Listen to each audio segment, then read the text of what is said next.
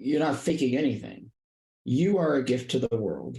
The world needs your gifts. What you can teach, what you know, and what you can demonstrate that you're taking for granted. By demonstrating that, right, and by living into it, and by having the confidence to do it, and then the world came to it. Expanding possibilities, the mindset zone. I'm your host, Ana Milikian, and before we start, please remember to visit mindset.zone. Yes, instead of .com, it's .zone to access all the episodes and other amazing resources, all at mindset.zone. And if you want to get the free chapter of my book, Mindset Zone, please go to mindset.zone/book. Today, our special guest is Daryl Stern. Daryl is known as the Digital Marketing Jedi, supporting experts, speakers, and authors create impactful, emotionally driven video marketing and beyond. He has 30 years of experience in digital marketing and is a master in storytelling. I had the privilege of having storming session with him, and oh gosh, we generate content for a full year. It's amazing. So welcome to the Mindset Zone, Darrell. Well, Anna, I want to hire you immediately to introduce me at every one of my meetings. We're just going to have you introduce me, right? Like before you come on, you go, and now Daryl Stern, and you just do it in that gentle voice and that there's so much wisdom in your voice. And at the same time, so much clarity, you know what I mean? And you're hired. I want you to introduce me at every phone call I have.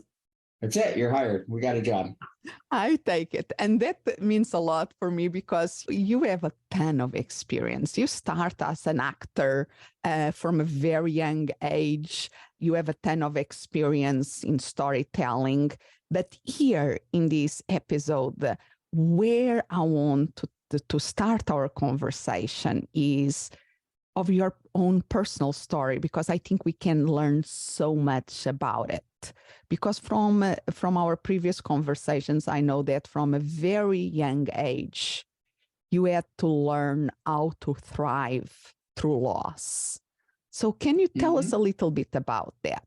Well, sure. The first loss that I had was I came into this world on April 5th, 1971, in the middle of a snowstorm in Elizabeth, New Jersey. And I was taken away from my mother because I was having a grand mal seizure, a very bad seizure. And I recently read the paperwork, typed sheets, from the 70s, from the doctors that said that my mom couldn't hold me for an entire week. Now, if you know my mom, she was Miss Lyndhurst, New Jersey, 1964. And back, this is, going back 50, 60, 70 years, women had three choices in this world. One was to be a mom, wife. Second was to be a nurse, secretary, or teacher. 3 or 4 choices. And my mom wanted to be a mommy. Like that's what she wanted to be. So here I am. She carried me for 9 months. And if you have children out there, Anna, your children, this is quite an ordeal. And here I come and I'm broken. Something's wrong with me. Something's really wrong with me. So my mother, one of the things that first happened because of that trauma was I'm now deaf in my left ear. It's what's called a sensory neural hearing loss. It means that the eardrum works, so my balance is fine, things like that. But the nerve ending is cut, to my brain. Somebody cut the wire. So that was the first thing. And the second thing was because of that, they're not really sure if the hearing loss happened at birth or a little bit after that because I had a really bad ear infection. But I was actually, believe it or not, a really shy kid. And I didn't talk right away. I started speaking and then I stopped speaking for a while and then I started speaking again. This is according to my mom, of course. So because of that, my parents decided to put me into, drumroll please, musical theater class. Now, musical theater class in the 1970s was vaudeville. The people that were 70 years old in 1973, 74, 75, well, they had been through vaudeville. Vaudeville is, hello, my baby, hello, my darling, hello, my ragtime gal, all this Charlie Chaplin, slapstick comedy, the Three Stooges, and all of the crooners, the Glenn Miller Band, all of this kind of the Follies, Ziegfeld Follies, right? New York in the 1930s, all this kind of overacted opera kind of stuff. So immediately I started to learn how to, let's say, overact, right? Hi, we're okay. So also I had a black and white TV and I had this thing called the Mickey Mouse Club. Now, if you remember the yes. Mickey Mouse Oh, Club, yes, I remember. yes, it's an act. Hi, I'm Bobby. Hi, I'm Susan. And all this cheesy stuff that I thought was real life. That was entertainment. That was how you did it. So I go to musical theater class and comedy class, and immediately it's like, hi, we're the Vern Fowler kids. Here's what and that really started me to come out of my shell and use also my imagination. Now I'm a Disney kid. I was raised on Disney movies. You can dream it, you can do it. The whole philosophy of Walt Disney, to just use your imagination. The other cool thing at the beginning was I got marionette puppets. There was a store in the mall called KB Toy Stores back when the stores were, at the mall. There weren't so big department stores like Toys R Us and stuff like that. And they had these puppets, marionette puppets hanging from the ceiling. And you can go look at these up on eBay. They're still around, called Pelham puppets. They're for Britain. And I got, my first one was Mickey Mouse. And the puppet isn't that tall, it's maybe about 2 feet, the operation of it is not that big, tall, so I could hold it up here, and operate it. And I would march around the house as, with my Mickey Mouse talking to my mom, hi. My mom would go, hey, Mickey, yeah, what do we have to eat? Or whatever. And that was my, theater, like being another character. My uncle built me a puppet stage and I started to write plays, little skits. And I had the neighborhood kids and I was very bossy. Recently, we're going to go forward and backwards. I recently met a lady who's in her 80s named Jane McCarthy. Jane McCarthy taught with my mother in the Rahway public school system in Rahway. So she's known me since I was a baby. And I asked her, what was I like when I was really young? And she said, you were very serious. Like everything was like, okay, you stand here, we're going to put on this play and dress rehearsals at 3 and take 5, only 5 kids, let's go, chop, chop. And that was my thing. I always had these goals. That was the beginning, of me doing theater. I want just to unpack this because there is lots of richness here. So let's unpack before we keep going. Yeah. You were born, you have this hearing impairment situation, the lack of contact that for you and for your mom must have been horrible that first week that we dreamed so much of things and there was all those challenges. But your mom seems to have been and is this incredible woman that was there for you and always, okay, I'm not going to let this stop him to be himself. And she created the circumstances to help you find a way of self-expression, find a way of exploring who you are. And you got that thing through Disney, through the puppets, through writing, starting already thinking about storytelling. Storytelling is like from you, the beginning.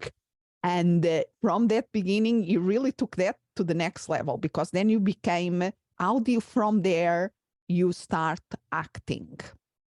Well, I think we're acting from the day that we're born, right? We cry and we have a fit until our mom gives us a milk, right? So acting, people think of that as theater, but acting out is something we do from the day we're born. We cry and our mom gives us thing, and we learn that how we act gets a certain response. How we are, how we present ourselves, So to me, acting is much more powerful world that's symbiotic with our human, life and our culture and how we interact with others as we act something out in our voice, in our tone of voice, in our everything, do that. So my other favorite story about when I was little was I had golden storybooks. And my mom would read me a story. She said I used to fit under her lap. Like, I'd sit on her lap and she'd fit on her chin. She'd read me stories. And my dad would too. So these were called golden books. They had a golden stripe on the side of them. Dumbo, Peter Rabbit, Peter Pan, whatever. So I fell in love with a story called Peter Rabbit. And one day I went to my father and I said, Dad, get out a pad and a piece of paper. I'm going to dictate to you my one-man show starring me as Peter Rabbit. And my dad, he's a philosophy professor. God knows he probably had bills to pay that day or something. He's like, what? who, what? Yeah. So he sat there and I, from memory. So here's the funny thing. I have a hearing loss, but yet everything I'm listening to, I'm paying hyper attention to and I'm memorizing, right? I'm memorizing everything. So, because I'm really listening in and tuning in the one ear that I got to work. So I dictated to him a one-man show starring me as Peter Rabbit. I had bunny pajamas with the plastic ears. They were red with plastic white ears. And he was so impressed with this that he took me to his college. I don't know how old I was, 3, 4. I don't know. I was really young. I was really little. And he put me aside. He said, okay, my son is going to put on his own one-man show that he wrote and produced and directed himself. This is just, and I was at a moment of hesitation, not even a thought. Like I marched in, set up my thing and put this here, and I'm going to put on my play now. And that just was like as natural as drinking milk to me. Like it just like seemed like that's what, I just was born to do or was meant to do, was just to entertain people, but also to reenact, great stories. So that comes into play later. No, I love that. And I love your reframing of acting as that action that we take to create a response. And that we do that in our day-to-day. We choose a behavior, we choose an action for ourselves, for the ones around you to do something. I like that. And in that sense, acting can be very authentic. Can you speak a little bit? Because now there is so much conversation about being authentic in the sense of feeling that we are doing the right thing in our day-to-day too. So, going back to the acting, it's not action. It's kind of action, but not. So you act differently now on this podcast than you do when you're eating dinner with your husband. Correct. Than you do when you're in a business meeting, than you do when you're reading a book. You act differently. There's different modalities to you. So it's more of who you are becoming and setting yourself up in a certain situation than how you're going to behave. Oh, my husband's upset. He seems grouchy today. So I'm going to change my modality, right? I'm going to change to someone who's loving and supportive, right? So we are all doing that and shifting constantly. Okay. So you're talking about authenticity and theater and all that kind of stuff. The authenticity in acting is back to the vaudeville days, even before that opera, which opera was created because of the lack of acoustics, lack of amplification, right? Just because they could hear it, because you couldn't hear it. There's no electronic thing. Vaudeville too, at least exaggerated slapstick and all that. It's a little small screen. You got to do something big. So when you're talking about authenticity in that, Stanislavski and the Russians came along. Now the Russians had been through a lot of tragedy, a lot. The Russians' story is very deep with slaughter and tragedy and all that. So Stanislavski, this Russian theater person, came up with this method of acting where when I'm going to be a character whose brother just died, right? I'm going to go back into my mind to a time when I lost someone and pull up those feelings so that in the moment of being this brother, or this person whose brother died, I actually feel the sadness. I'm actually in the sadness. And that's where when people say, well, oh, you're acting, on camera, I say, no, it's that art form of actually becoming someone who's really in pain, or becoming someone who's really in love with someone, but they don't love them back, or becoming someone who's crazy and murdering people or criminal or whatever it is, like all this kind of stuff. There's all this work that an actor does to really get into that, to become another person. If you know Val Kilmer, he has had awful throat cancer. There's a great documentary about him, but he started this one-man show where he is Mark Twain and does a one-man show as Mark Twain. And when he gets in all this makeup and starts talking as his character, you go, that's Mark Twain. Like, that's not Val. You don't see any semblance of it, this other person. So that makes your mind attuned to the power of pretending to be other people. Now, let's take that into business for half a second, right? Manifesting, right? I want people to pay me more money. I want people to come into my tribe more. I want more of my listeners on this podcast to go and work with me and sign up for my programs. Well, I'm going to then act as if that's already happening, right? And in that shift to that language of, you could be one of the many people who is working with me on changing your mindset, the same way that the people have with this podcast. And I would love to work with you on that if you're inspired by these people. It is such a fun journey to be able to do that. And the things and the love that I have and the life that I have now is something I just want to teach you. Right. And anyone that's one of my boys, I'm giving you hope and all that. But maybe that hasn't happened yet. Right. Maybe not enough people are in your work, but you act like they are. You invite them as if it's already happened. That now we're tying acting into manifesting and saying, you know, if I act a certain way, then the world will catch up to me. I love it. If I am confident that I know I can do something, even if I haven't done it yet, I could sell or offer something bigger than I've ever done. And I've done this. Where I turned around and go, how the heck am I going to do this now? They said, yes, like I'm a good actor or whatever. But then, you know, again, in the manifest, you do it. You just figure it out. Yeah, so this is a much deeper approach because there is that expression, fake it until you make it, but you are saying acting and make it happen. You're not faking anything. Yeah. You are a gift to the world. The world needs your gifts. What you can teach, what you know, and what you can demonstrate that you're taking for granted, like you, Anna, and the gifts that you have, and the life that you've had, and the travels that you've had, and all these things, and the way that you worked on your own mind. You know, to think the way that you do and to act the way that you do, right? And the things that you've manifested because of that. I mean, there's 30,000 people listening to this podcast. That's jaw-droppingly awesome, right? By demonstrating that, right, and by living into it and by having the confidence to do it, right? You started this podcast, no one was listening to it. But I bet if I go back to the first one, second one, you're doing it the same way that you're doing it now because you put it up here and then the world came to it. Right? You didn't start off going, hi, welcome. Yeah, I'm not really sure if this podcast, if anyone's going to listen, but no, you stepped into it. That's acting.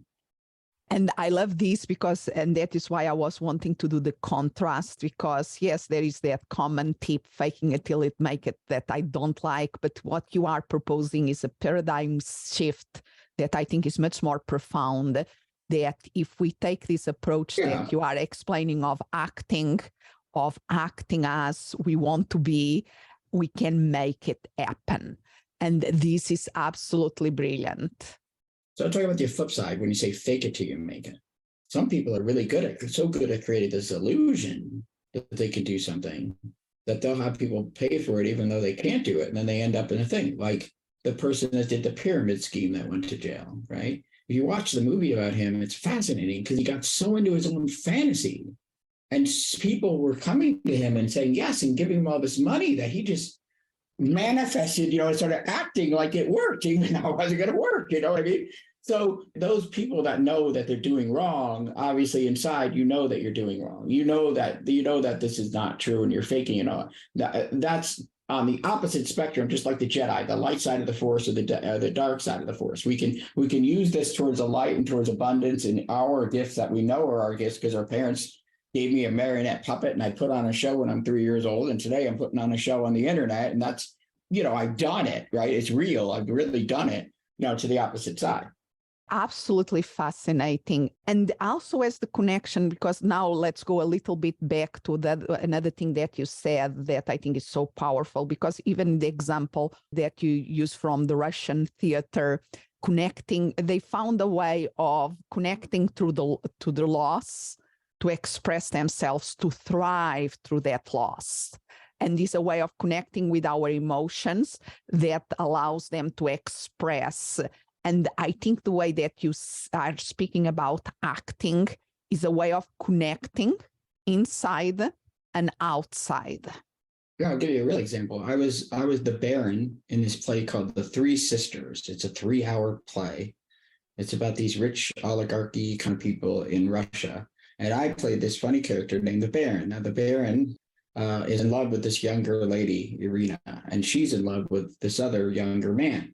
Well, he has this idea that maybe somehow he'll be able to woo her and all that. So finally, the younger man's duels. He offers him to go out in a duel. So this is what they did. They got a duel. They shot each other back in the day. That's the way to end their relationship.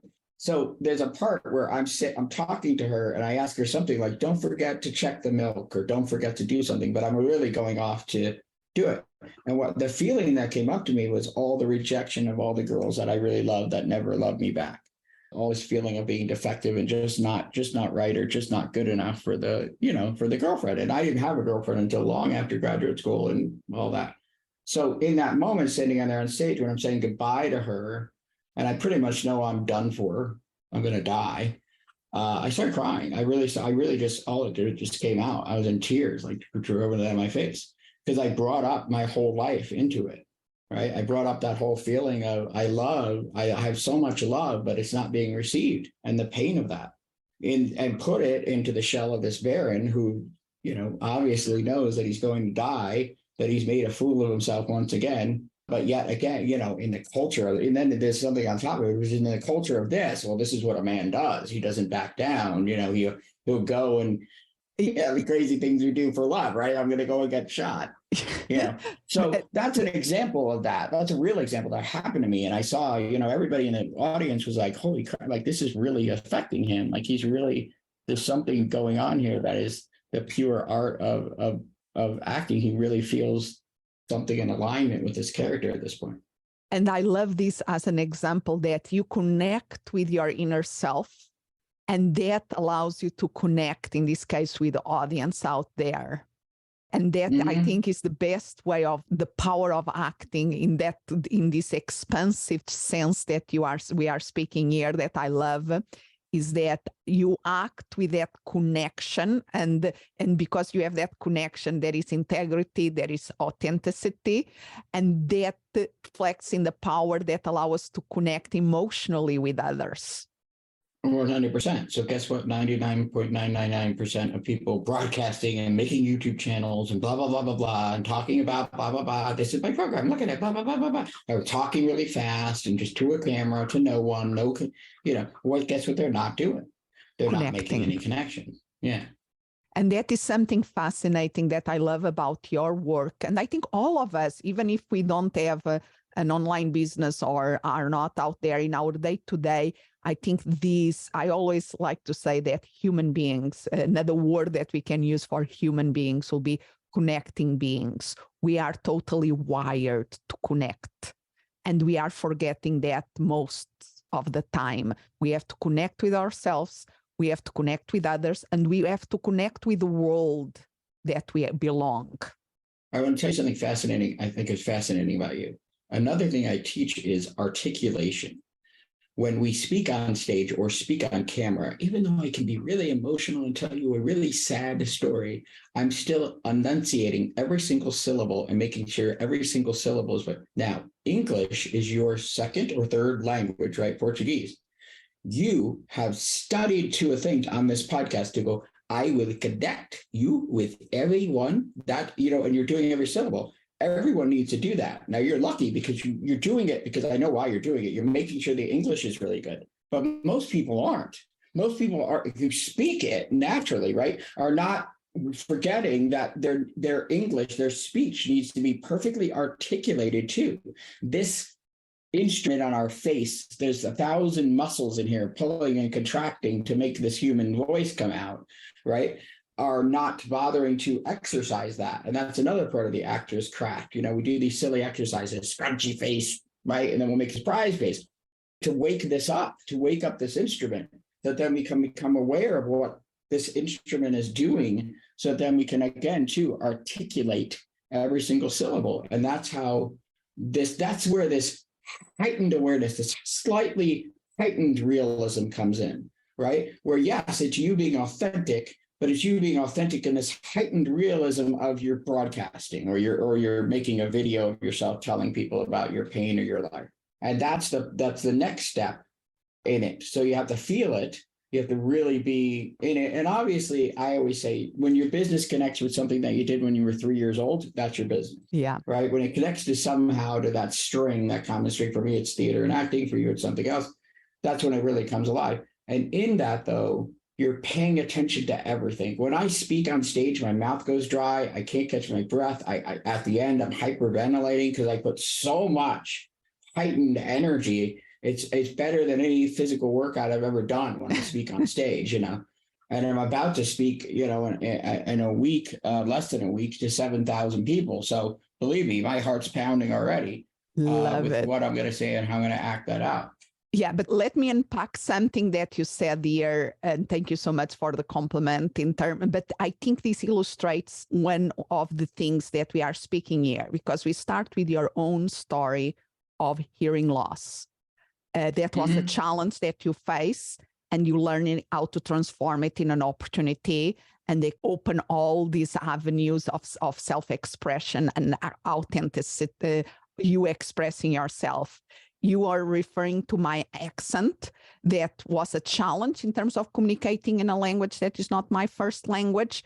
Yes, I work on it. Yes, I'm still working on it, but it's my thing about transforming a challenge into a positive, into a strength, into an asset. People have to pay a little bit more attention to me to follow, but that is a way of grabbing their attention. So all that, I love that. I think in our lives is the power of transforming a challenge into something that we can thrive. And what we are speaking here, that is really the power of acting, is the power of acting in this way, of transforming challenges into opportunities to thrive. Correct. The other funny thing about actors is you go on stage. I don't have any stage fright. I can stand there in front of 5,000 people and talk. But in regular social situations, or meeting a total stranger, or having an intimate conversation, that becomes harder and harder, because an actor is kind of a loner. I'm working on my body, I'm working on my craft, I'm working on my speech, I'm working on with me and practicing with me, and then I go perform, and there it is in the performance, and then I go back into my shell, if that makes any sense. Yes. So that's what started to happen to me. I was Scooter Computer on Schoolhouse Rock. I worked with Howard Ashman, the guy who wrote Little Shop of Horrors. He went on to do Little Mermaid. They just redid the Little Mermaid. Yes. Little Mermaid. The guy who wrote Hamilton just teamed up with Alan Menken to write the movie, now the new movie of The Little Mermaid. So he took Howard's place in terms of writing the lyric, which is great. I mean, it's a great combination. So I would go and be in this Broadway, off-Broadway show, and then come back to fourth grade. Kids making fun of me, poking fun of me, making fun of I used to be called duck foot. I walked with my feet stuck out or whatever, and all this silly stuff.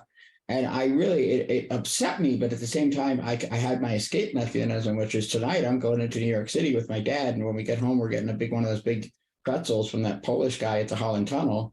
That was it. And I would get to be with all these actors and be with all these adults, and we're doing this craft. So I didn't care. And because I met you in an amazing event, The Secret Knock. You know now how to be out of your shell in social situations. So how did you transform that challenge, that you felt more comfortable on stage, that in social interactions, and now you absolutely are a master of networking and social interaction. So how did you again transform a challenge into something that you can thrive on? Got it. So there's a difference between social networking and performing, speaking, talking about the business, and having a social life. So I'm talking about when I go out to a restaurant or I go out to a bar and I see some people and I might want to make friends. That I become very uncomfortable with. Right. But if it's time to do my show business for my business, I light up. Right. Because I'm in that room to meet people, get them on a Zoom, talk to them and have them become my clients. So again, that's different acting. I'm acting differently there than I do when I'm all by myself. Last night I was out having chicken. I live by all the dance clubs and all the funny stuff here in Scottsdale. And I was having the restaurant's called Hot Chick. They sell hot chicken sandwiches, spicy chicken sandwiches. And of course, these bachelorette girls are all walking around and they're trying to dance. And I was like, I should have gotten up and showed them how to dance, because these girls didn't know how to dance, but I didn't do it. Right. I just stayed shy. I just want to kind of be in my shell. I don't want to, so that's what I'm talking about. And the duality of social life versus social networking for business. Right. I'm a different kind of, I'm a shy person. I'm like this, I think they call it an extrovert introvert. Like I'm an extrovert here, but I'm an introvert there, these kind of situations. I know that we are going a lots of places here, but I think there are two common themes in our conversation today. Is how can loss become something that we can learn how to thrive, and the power of acting in this more broad sense. And I want to ask you, what is your passion project at the moment? What is the thing? Because you spoke something that we have to find something, when we find something that when we are really young, really motivate us or was there, and now we are doing that in our lives, is much more powerful. So what is your thing? Tell us, to the listeners here, what is your passion?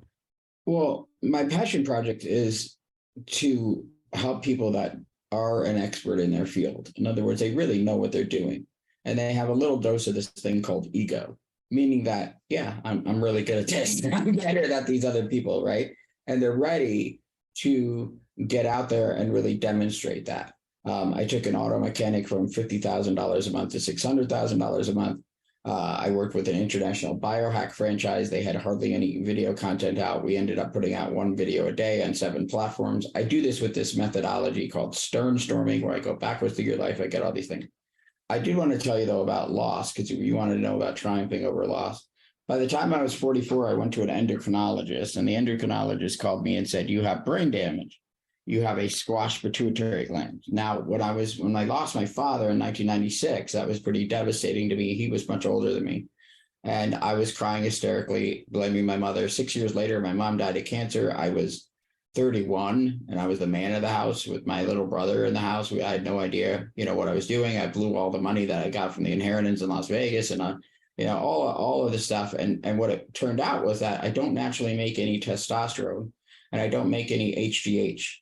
So now I'm on a stringent regimen of hormone therapy and B vitamins that help me balance that out. Before that, I was really a hysterical mess. And all of my life in the background, I would perform acting, but in the background, I would be having incredible bouts with depression and just feeling that I was inadequate and defective and just crying hysterically over spilled milk, as the expression goes, and all that. So the moment that I really started to triumph over that is I went back to my college the day before I turned 50 at my college, Drew University, on the wall on both sides, the President's Award in Theater Arts. And it says 1993, I won that award. I'm the best theater person at the school. And on the other side, I created a playwriting contest at the school, and I won it 3 years in a row. Create a contest and then win it. That's a good way to, good way to win a award. Marketing. I was pretty smart that way. Marketing, right? I didn't even realize I was marketing, but anyway. So what that did was that grounded me in my parents' sacrifice. They sold the 4-bedroom house to pay for this college degree. They did so much to give me and my brother like every experience that we could possibly have in this imaginative Disney world, kind of fantasy world, to light up our imaginations from the day I was born. And then I said to myself, I'm the best dramatic writer and the best at creating emotionally driven media, meaning that it's going to affect people emotionally. That's what I'm doing. I want you to tell a story that moves people emotionally. There's a hint to that if you look at social media. There's a little buttons underneath that say angry, sad, happy, or wow, or whatever. There's little buttons. Well, that means logically, that's what my father and me, the philosopher, we need to create media that elicits emotion. It says it right there. There's the buttons. So I just look at the world in a very logical way from my father. I also started teaching a lot. I run a marketing mastermind. I taught 300 franchise owners how to do, LinkedIn and social media and all that. I love to teach, and I love to instill in people the idea that I know, which is my father told me, there's a few things that no one can take away from you. Things are going to happen to you. You're going to have loss. People die, sick, all kinds of stuff, disabilities in your own life and all that. But no one can take away your talent, your education, and your gifts. You were put here and given these God-given, parent-given, whatever you want to believe, gifts, right? So that you could use them. So marketing to me is creating more and more opportunities for you to get to use your gifts. So I ask people, what is your gift? What turns your soul on? What are you really good at? What did you start doing when you were a kid? What's still in you from that, and how does that manifest itself today? And how can we create situations and reverse engineer? So we're telling people, are you frustrated because you can't do what you do, right? Do you hope that you could do that? What if I could help you? I was like you, but now I broke through. Let me help you. People talk about money and making money and 6 figures and blah, blah, blah, blah. That's bullshit. The money doesn't matter. The money flows when you are using your gifts to help others. They don't have your gifts, you don't have their gifts, and that makes community. human beings can't live outside the womb. They have to have their mother. We're immediately dependent on another living thing to survive. We still are. And in this idea of independence, I do it on my own, is bullshit. You want to live in a mansion by yourself, okay, I guess, but really the magic is when somebody else lines up and they say, thank you, you saved my life, or thank you, my business is thriving now because of what you taught me. And that's why we're here. Wow. Connecting. Oh, okay. So where I could keep going for hours with you, that I have to end this episode, but where people can learn more about you, learning more of your wisdom. Sure. So if you sign up at sternstorming.com, I send you a bunch of videos and give you some inspiration and some lessons. If you want to check out my marketing agency, the fastest in the world at creating emotional videos, that's at stern.marketing. And if you want to learn from me, you go to sternmarketing.academy, and that's where my classes are, my Stern Storming and all that. And I will make sure that all those links are in the show notes of this episode. Thank you. Thank you for your time, for your wisdom. I love this. I love it. There's nothing more exciting than an extremely intellectual conversation where you really get to talk to someone. And Ana, you're one of the most intellectual, spiritual, like you're way up there on the human scale. So it's great to really open up to you because you're so wise, in the questions that you're asking me and where you're leading me to. So thank you. Let's do a part 2. Yes, let's do it. Thanks. Expanding possibilities. The mindset zone. Thank you for listening. And remember to visit mindset.zone. Yes, instead of .com, it's .zone. There you can find all the episodes and other amazing resources, all at mindset.zone. And if you want to get a free chapter of my book, Mindset Zone, please go to mindset.zone/book. As always, I'm so grateful you are here. Expand what's possible for you, for the ones around you, for the world.